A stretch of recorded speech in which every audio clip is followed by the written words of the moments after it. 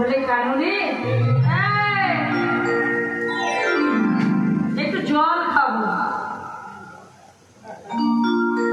আমরা কিচ্ছু খাবো না, ননি খাবো না, অন্ন খাবো না, শুধু একটু জল খাবো। একটু জল খাবে?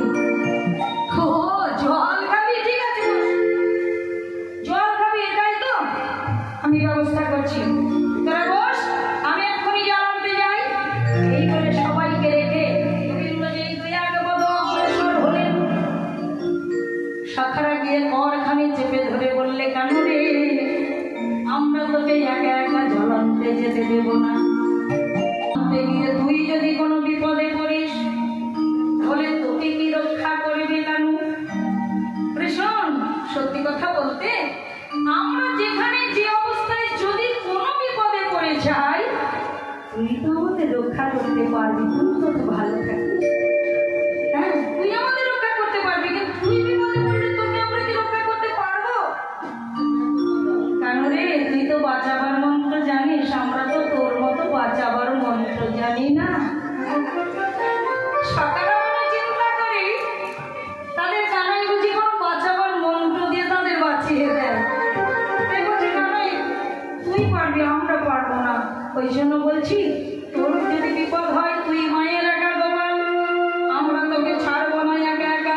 বরং এক কাজ কর, তুই ধর তুই জল আনতে গেলি, হয়তো 1 অঞ্জলি জল আনবি, দেখ 1 অঞ্জলি জলে আমাদের এতগুলো রাখালের কি পিপাসা মেটে রে ভাই? ওই জন্য বলছি তুই বস, আমরা যাচ্ছি। আমরা সকলে মিলে জল আনতে গিয়ে প্রত্যেকে যদি 1 অঞ্জলি করে জল আনি কানাই, তাহলে তুই কত আর খাবি জল? বস, আমরা যাই। এই বলে সখারা কানাইকে বসিয়ে রেখে জল আনতে যাচ্ছে। কিছু দূর গিয়ে পেছন ফিরে বলছে, হ্যাঁ রে কানাই, চুপটি করে বসে থাকবি, কোথাও যেন যাবি না, আমরা জল এনে আগে তোকে খাবো, তারপর আমরা খাবো। কোথাও যেন যাস না রে, কেন যাচ্ছি আমরা। এই বলে ভাই কানাইকে কথা দিয়ে এবার তারা জল আনতে যাচ্ছে। কিছু দূর যেতে না যেতেই দূর থেকে লক্ষ্য করছে, দেখা যাচ্ছে ওই তো দেখা যাচ্ছে কি জল। ডাক্তার ডাক্তার এমবিবিএস ডাক্তার, পাশ করা ডাক্তার, ওই মোরগ ডাক্তারের কাজ পাশ করা ডাক্তার করতে পারবে, আবার পাশ করা ডাক্তার মোরগ ডাক্তার সে কাজ করতে পারবে। ঠিক তেমনি আমার কৃষ্ণ নামে পাশ করা ভক্তি আমার রাধারানী ছাড়া জগতে আর কেন নাই। নইলে কথাগুলো আপনার আমার মুখ দিয়ে পাশে মৃত্যুকালে, মানে যখন মরণ হবে তখন ছেলে বৌমার নাম করবে না, শাশুড়ির নাম করছে না, ননদিন না, বাবা না, মা না, কারোর নাম করছে না। বলছি দেখ আমি মরে যাব, আমি মরে গেলে আমার দেহটা ভাসাস না, এখানেও চিন্তা। কৃষ্ণ সুখে সুখী, কৃষ্ণ দুঃখে দুঃখী। আমার দুঃখ না টালাও আমি ভাবি না, আমার কৃষ্ণ যদি দুঃখ পান সেখানেই আমার দুঃখ। আজ্ঞেন্দ্রীয় প্রতিবাঞ্ছাকে বলা হয় কাম, কৃষ্ণেন্দ্রীয় প্রতিবাঞ্ছা ধরে প্রেমনা। কামের তাৎপর্য সত্যব কেবল, কৃষ্ণ সুখ তাৎপর্য প্রেম মহাবল। এই জন্য বলি আমার আধার মধ্যে নাহিত কামগন্ধ, কৃষ্ণ সুখ লাগি মাত্র কৃষ্ণের সঙ্গে সম্বন্ধ। অত সস্তা সংসারে যে ডুবেছে, এই সংসারকে ত্যাগ করে হরিলেন। কবি সম্পদ শুকর হয়েছিল, শুকর চেনেন না, এরা শুয়ারও চেনে না, ঘুট ঘুট ঘুট করে না। কবি সম্পদ ইন্দ্র শুকর হয়ে গেছে। আসতে ইন্দ্র যে শুয়ার হয়েছে, সে যে ইন্দ্র ছিল সেটা ভুলে গিয়েছে, শুকর হয়ে এক শুকরনিকে ভালোবেসেছে, মানে মেয়ে শুকরকে ভালোবেসে বিয়ে করেছে, 8টা 10টা বাচ্চা হয়েছে। সেই ইন্দ্র বাচ্চাগুলো নিয়ে নিজের স্ত্রীকে নিয়ে ইন্দ্র শুকর হয়েছে। এবার ড্রেনের মধ্যে মুখ ঢুকিয়ে পায়খানা রসগোল্লা খাচ্ছে, ঘন ঘন ঘন ঘন করছে আর খাচ্ছে, ঘন ঘন ঘন ঘন। ব্রহ্মার চোখে পড়েছে, ব্রহ্মা বলছে, হাই রে ইন্দ্র রে, যে ভগবানের প্রসাদ আস্বাদন করতিস, যে কৃষ্ণ চরণ ভোজন করতিস, তোর অপরাধের জন্য শুকর হয়ে গেলি। ব্রহ্মা নিজে এসে বলছে, ইন্দ্র তুমি বুঝতে পারছো, আমাকে চিনতে পারছো না? শুকুর হয়ে গেছে। হ্যাঁ, ইন্দ্রবর ছুটে গেছে ব্রহ্মাকে। তখন ব্রহ্মা চৈতন্য দিয়েছে, একটু ভেবে দেখো ইন্দ্র, তুমি কে ছিলে আর কি হলে? চলো স্বর্গে ফিরে চলো। শুকর রূপী ইন্দ্র বলতে স্বর্গে যাবো, এরকম পায়খানা রসগোল্লা পাবো? এই যে ভদ্র করে খাচ্ছি, এ মাল কি তোমার স্বর্গে আছে? ব্রহ্মা বলছে তা নাই, কিন্তু স্বর্গে যা আছে সেটাই ট্রেনে নাই যা তুমি খাচ্ছ। এই সংসার রূপ ট্রেনে, এই সংসার রূপে আমরা ভগবানের অমৃত সন্তান। আমি শুকর হয়ে গিয়ে পায়খানা রসগোল্লা খাচ্ছি, কুখাদ্য খাচ্ছি, কুকথা বলছি, কিন্তু স্বর্গে যেতে পারছি না কেন? সেখানে গেলে আমি অমৃত আস্বাদন করতে পারতাম। এমনই যে যেখানে বাস করে সেই সেই বস্তুটাই ভালোবাসে। বক বক বক চেনেন না? বক একটা বাজে জায়গা, মানে গ্রামের সবাই নোংরা খানে, একটা পুকুরের ধারে কয়েকটা বক বসে আছে, কুজবক। সেখানে শামুক পচা খাচ্ছে, ছোট ছোট ব্যাঙের বাচ্চা খাচ্ছে। ওই জায়গা দিয়ে আস্তে আস্তে আস্তে ওই জায়গা দিয়ে রাজহংস হয়ে যাচ্ছে। রাজহংসকে দেখে বকেরা বলছে তোমার তো দেখতে ভালো, ঠোঁটগুলো বেশ লাল লাল, পা লাল, দেহটা সুন্দর, কোথা থেকে এলে? তোমার নাম কি? বলছে আমার নাম রাজহংস। কোথা থেকে এলে? মানব সরোবর। মানব সরোবর? রাজহংস বলতে যাবে? বকগুলো বলছে যেতাম, তো সেখানে মরা শামুক পাওয়া যাবে তো? পচা শামুক না, ছোট ছোট ব্যাঙ কেঁচো পাওয়া যাবে না? রাজহংস বলছে মানব সরোবরে তো পচা শামুক, ব্যাঙ, জোক এসব পাওয়া যায় না, সেখানে গোবিন্দ প্রসাদ ছাড়া কিছু পাওয়া যায় না। বকেরা বললো এতদিন পচা পুকুরে ওই মাল খেয়ে আমাদের লেবার তৈরি হয়ে গেছে, ওখানে আর অমৃত ভালো লাগবে না, তো তুমি যাও, আমরা শামুক খেয়ে বেঁচে থাকবো। সংসারের মানুষ ঠিক তেমনি, এরা কুখাদ্য খাবে, কুকথা বলবে, কুসঙ্গ করবে, কিন্তু রাজহংসের সঙ্গে মানব সরোবরে যাবে না। যেমন গুরু হলো রাজহংস, আমি হলাম বক। গুরুদেব এসেছে নিয়ে দেওয়ার জন্য, গুরুকে বললাম সেখানে মাছ খাওয়া যাবে তো, নইলে আমি সেখানে যাবো না। এটা ভজন নয়, ভজন বড় কঠিন। এই সংসার থেকে যেতে গেলে রাধা রানীর চরিত্রকে একটু স্মরণ করতে হবে। আমার দেহটা যেন ভাসিয়ে দিস না। নারদ পিছনে দাঁড়িয়ে শুনছে, স্তম্ভিত হয়ে গেছে নারদ, যে এমন ভক্তি তো জীবনে দেখিনি। ও মায়েরা, এত সুন্দর ভক্তি তো জীবনে দেখিনি। দেখে দেখে আরো কি করে? ললিতা বলছে কেন ভাসিয়ে দিলে কি হবে? আসতে রাধারানীর চিন্তা, আমার দেহ যদি ভাসিয়ে দিস, আসতে যমুনা ভাসাতে ভাসাতে আমার মরা দেহ মথুরার ঘাটে নিয়ে যাবে। মথুরার ঘাটে আমার মরা দেহ বেঁধে থাকবে। আমার কৃষ্ণ স্নান করতে এসে যদি দেখে রাধার দেহ বেঁধে আছে, কত বড় চিন্তা দেখো। আমার কৃষ্ণ পাক্ষিক স্মৃতি ভুলে যেয়ে রাধার মরা দেহ কাঁধে লয়ে মথুরার গ্রামে গ্রামে ঘুরবে। তাতে কি হবে জানিস? মথুরার বাসিনী, মথুরাবাসী আমার কৃষ্ণকে চরিত্রহীন বলবে, বলবে কোন নারীকে ভালোবাসত, সে মরে গেছে, তার দেহ রাজা নিয়ে ঘুরে বেড়াচ্ছে। তাতে কি হবে জানিস? মথুরার কেউ আর কৃষ্ণকে ভালোবাসবে না। আমি যদি মরে যাই, আমি ভালোবাসবো না। তাইতে আমার মরা দেহ ভাসিয়ে দিলে আমার কৃষ্ণকে ভালোবাসার আর কেউ থাকবে না। আমাকে যেন ভাসিয়ে দিস না। তবে কি করবি? সখিরে না পৌঁছায়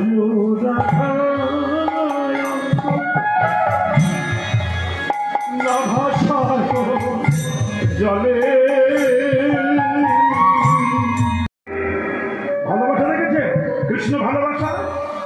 রাধার মতো প্রেম করতে চাও নাকি? রাধা কৃষ্ণ প্রেম করে কতটা চোখের জল ফেলেছ যে তুমি আমায় ভালোবাসবে। কৃষ্ণকে ভালোবাসতে গেলে দই রসগোল্লার দরকার না, কিচ্ছু লাগবে না, থাক পালঙ্ক লাগবে না, শুধু একটু ভক্তি মাখানো জল দরকার। কপুটার চোখে জল ফেলেছে, যে আমায় ভালোবাসবে। দেখো না, রাহানি বলছে সখী রে, আমার মরা দেহ যখন কমল বৃক্ষে ঝুলিয়ে রাখবে, তখন মরা দেহ কাক এসে খাবে, কাক কাক। তখন কাককে তোরা গলা লগ্ন কিন্তু বাসে নিয়ে বলিস কাক রে,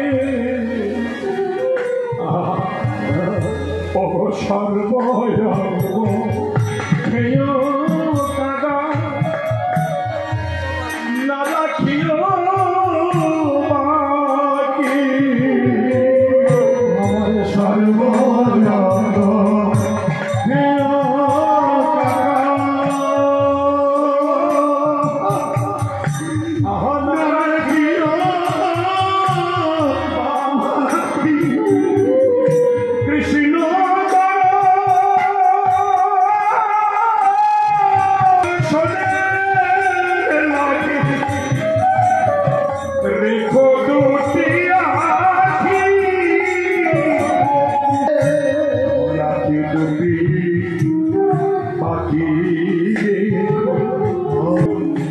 আমি মরেও কৃষ্ণ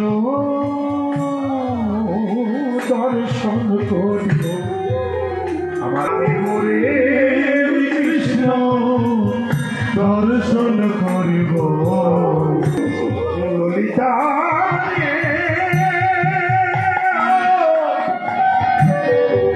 মরবিয়া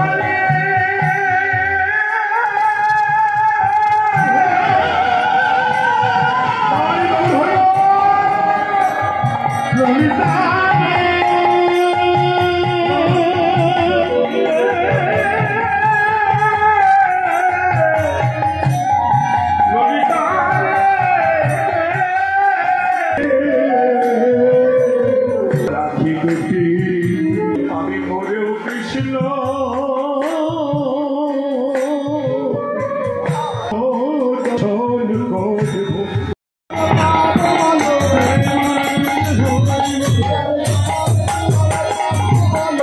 দর্শন করব।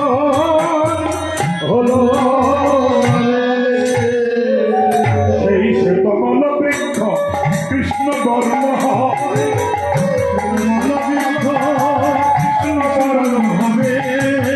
সেই সে কমল বৃক্ষ কৃষ্ণ বর্ণ হয়, সেই সে কমল বৃক্ষ কৃষ্ণ অবিরত বল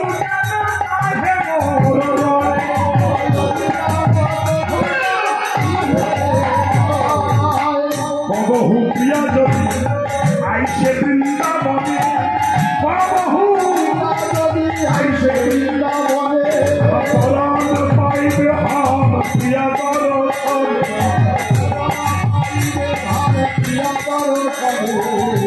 পরাণ পাইব হাম প্রিয়া দর্শন।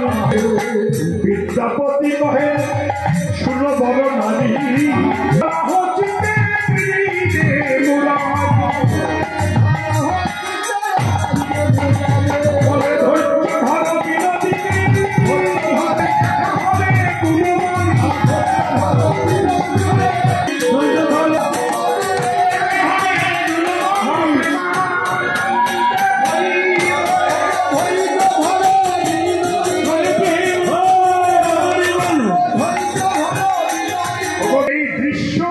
সহ্য করতে পারলেন না, গোপীদের কাছে ছুটে গেলেন। জয়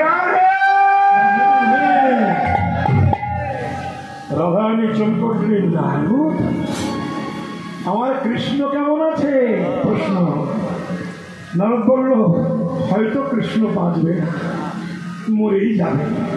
রাধারানী বললেন, কেন কি হয়েছে? মাথা যন্ত্রণা, জ্বর, মরবে। কি করলে বাঁচবে?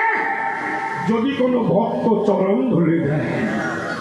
রাধারানী ক্ষণকাল বিলম্ব না করে চরণ দোখানা বাড়িয়ে দিয়ে বলছে, নারদ যত পারো আমার চরণ ধরে ছেড়ে নিয়ে যাও, আমার কৃষ্ণের মাথায় না। গোপীরা ছুটে এসে বলছে, আমাদেরও না। নারদ বলছে, তোমাদের অপরাধ হবে না, সে যে ভগবান, ব্রহ্মা দিল না, শিব দিল না, ইন্দ্র দিল না, তোমরা দেবে? রাধারানী বলছে, শোনো নারদ, কৃষ্ণ তোমাদের কাছে ভগবান, কিন্তু আমাদের কাছে ভগবান নয়।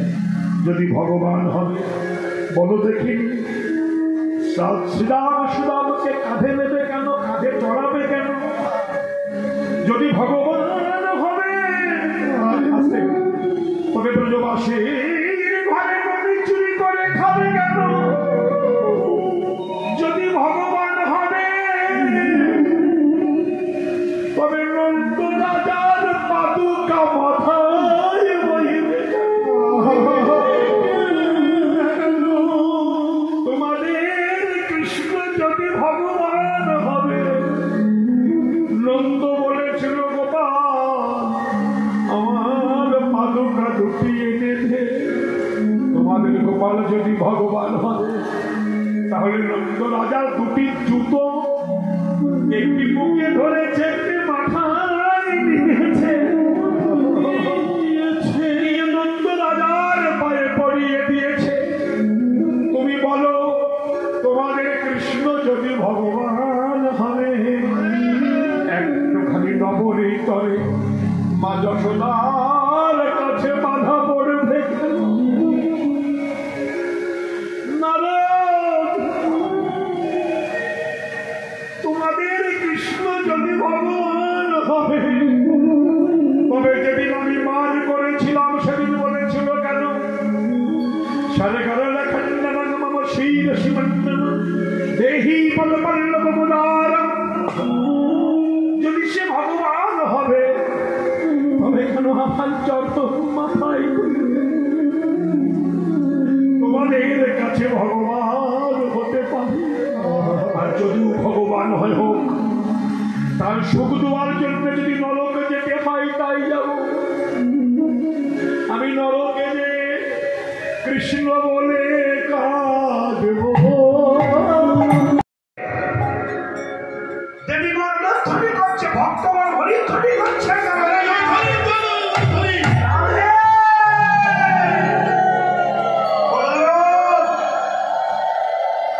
যে চরণে কৃষ্ণ দাসখত লিখে দিয়েছিল। আমরা কোটি কোটি জন্ম সাধনা করছি যে চরণ ধুলি পাওয়ার জন্য, সেই চরণ ধুলি ধুয়ে নিয়ে যাচ্ছ, একটু ছিটিয়ে দাও, আমরা একটু আস্বাদন করি। সেই ধুলি নিয়ে এসে যে দাঁড়িয়েছেন তাকে কৃষ্ণ ভালো হয়ে বসে আছে। নাম বলো কি হলো? বললে মাথা ব্যথা যন্ত্রণা জ্বর হয়েছে বলে যাবে, এখনই সুস্থ হয়ে গেলে চরণ ধুলি আনতে দিলে না। কৃষ্ণ তখন বলেছিল না, তুমি বলেছিলে না তুমি সবচেয়ে বড় ভক্ত, তা আমি বললাম মাথা ব্যথা করছে, ভক্তের চরণ ধরে দিলেই বেঁচে যাবো। তুমি তো দাঁড়িয়েছিলে, তখন তো বলতে পারছে যে আমার চরণ ধরে দিয়ে তুমি রাখো। মানেটা কি? তুমি নাম করেছো বটে কিন্তু ভক্ত হতে পারোনি। যদি ভক্ত হতে চাও আজ থেকে নিষ্কিঞ্চন বৈষ্ণবের পদ ধরে অঙ্গে বেঁধে যাও। নিষ্কিঞ্চন ছিল রাধারানী, তার চরণ ধরে রেখে যাও কৃষ্ণ সুখে সুখান্বিত রাধা। তাই মহাজন বলেছিলেন একমাত্র নিজ অপরাধে নাম লইতে পাইতে মধম। তাই সেই গৌর হরি শ্রীধাম নবদ্বীপে মধুমাখা হরি নাম নিয়ে হরিভক্ত চিত্তোদ্ধার করবার জন্য সুরধুনি তট দিয়ে যাচ্ছে। আরে বলো আগে যেমনই সহচর সঙ্গে রঙ্গি খেলা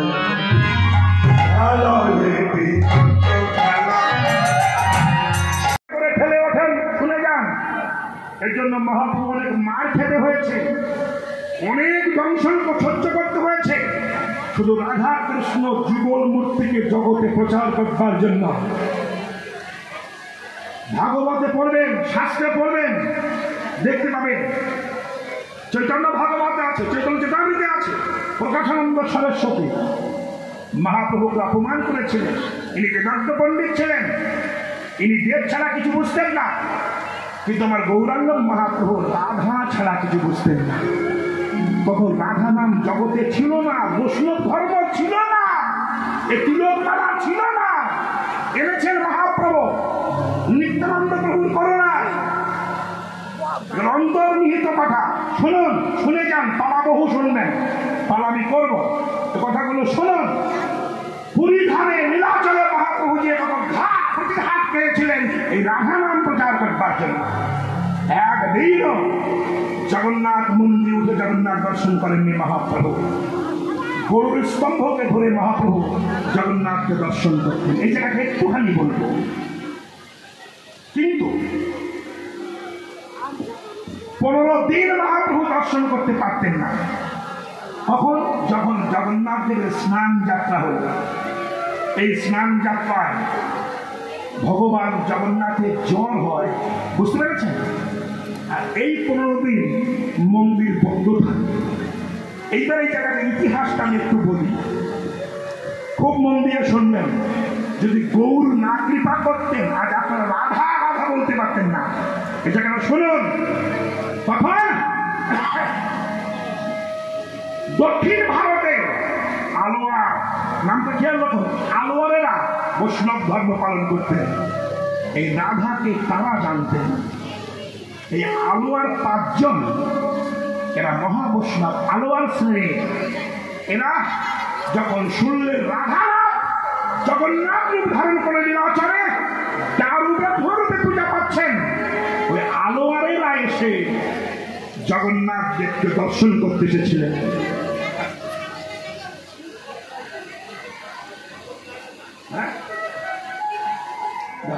আস্তে আস্তে আস্তে মধ্যাহ্নের প্রসাদ যদি কেউ বাকি থাকেন, পাশে দেওয়া হচ্ছে, সেবা করবেন। কেউ প্রসাদে এই আলোয়ারের 5 জন, হরে কৃষ্ণ বেন্দায়, আলোয়ার 5 জন পায়ে হেঁটে দক্ষিণ ভারত থেকে লীলাচলে এসেছিলেন ভীষণ পরিশ্রম করে। যেদিন সে পৌঁছালেন সেদিনই জগন্নাথ দেবের দরজা বন্ধ হয়ে গেল, ওই 15 দিনের জন্য। আস্তে আস্তে না আস্তে বন্ধ হয়ে গেল। আলোয়ার 5 জন বৈষ্ণব পান্ডাদের পায়ে ধরে কাঁদলেন, হে প্রভু দয়াময়, আপনারা একটুখানি দরজা খুলুন, একটু জগন্নাথ দেবকে দর্শন করতে এসেছি। দক্ষিণ ভারত থেকে পায়ে হেঁটে এসেছে, কিছুতেই দরজা খুললেন না। এই আলোয়ার 5 জন বললেন যে আমরা তাহলে প্রাণ বিসর্জন দেবো সমুদ্রে। কেন? যে দেহ যে নয়ন জগন্নাথ দর্শন করল না, সে দেহ আর ফিরিয়ে নিয়ে দক্ষিণ ভারতে যাব।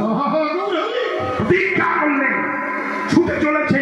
জগন্নাথ দেবকে দর্শন হয়নি বলে সাগরে প্রাণ বিসর্জন করবার জন্যে, কিন্তু ঘন জঙ্গল ছিল তো, সাগর যে কোন দিকে সেটা বুঝতে পারেনি, ট্রেনে ছুটে চলেছে। 10 মাইল, 18 মাইল, 20 মাইল, 21 মাইলের মাথায় যখন যে দাঁড়িয়েছে, জগন্নাথ হনুমানকে বলল, জগন্নাথ মন্দিরে কান পাতা একটা হনুমান আছে, দেখেছেন কেন? কান পাতা হনুমান। ওকে জগন্নাথ বলেছিল, হনুমান আমার 5 জন ভক্ত, আলোয়ার ভক্ত, দক্ষিণ ভারত থেকে এসেছে, পান্ডারা দর্শন করতে যায়নি, তাদেরকে বলো যে আমার সত্যি সত্যি জ্বর হয়ে তোমরা বিশ্বাস করেনি। ওরা বলেছে জগন্নাথ ভগবান তার কি জ্বর হয়, তুমি গিয়ে বলো। হনুমান 21 হাত লম্বা রূপ ধারণ করে গেছে। ও আলোয়ার ভক্ত, মহাপ্রভু বলেছেন, জগন্নাথ বলেছেন, তোমরা ভুল বুঝো না, তার জ্বর হয়েছে, 15 দিন দেরি করো, নিশ্চয়ই দেখা হবে। যেখানে যে আলোটা দাঁড়িয়েছে 21 মাইলের মাথায়, সেখানে পর্বত ছিল, একে বলা হয় ব্রহ্মগিরি। ব্রহ্মা এই পর্বতের উপরে বসে ধ্যান করেছিলেন। আর ওই পর্বতে আঘাত খাচ্ছে মাথা আলোয়ার 5 জন, মাথায় বাড়ি খাচ্ছে। হে রাধানাথ, হে জগন্নাথ, তুমি দেখা দাও। হে রাধানাথ দেখা দাও, হে জগন্নাথ দেখা দাও।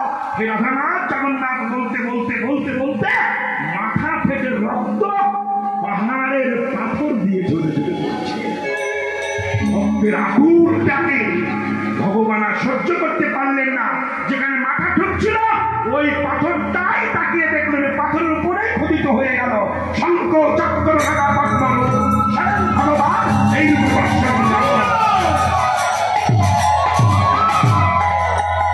রূপে আলোয়ারকে দর্শন দিলেন।